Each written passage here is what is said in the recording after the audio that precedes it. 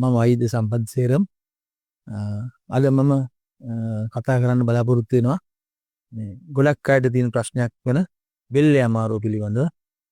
වැඩිපුර ෆෝන් බලන අයට, නිදා ගන්න ක්‍රම වෙනස් වෙන අයට, බස් වල කෝච්චි වල නිදා ගන්න අයට මේ බෙල්ලේ අමාරුව වැඩිපුර එනවා.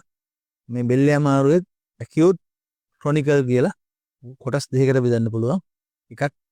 එක පාට වෙන බෙල්ලේ අමාරුව සහ අනික හිමින් වැඩි වෙන chronically වැඩි වෙන බෙල්ලේ අමාරුව. ඉතින් මොන බෙල්ලේ අමාරුව වුණත් කාලයක් ගත වෙනකොට විවිධාකාරයේ ප්‍රශ්න වලට මුහුණ දෙන්න වෙනවා. ඒ හින්දා cervical spondylosis කියනවා, frozen shoulder කියනවා, cervical disc වල තියෙන ප්‍රශ්න වලද බෙල්ලේ අමාරු වෙනවා.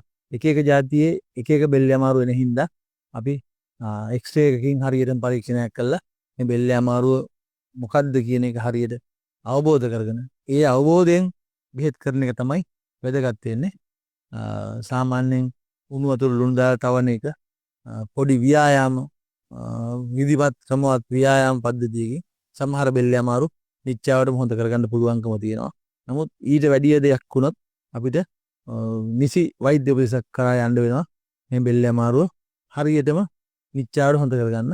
මොකද මේ බෙල්ල කියන්නේ අපේ උතුම් කොටසක්, ඔළුවට සහ ශරීරයට සම්බන්ධ වෙන මේ කොටස නිරෝගීව තබා ගැනීම මගින් අපිට නිරෝගීමත් ජීවිතයක් ගත කරන්න උපකාරී වෙනවා, පුළුවන් වෙනවා. ස්තුතියි.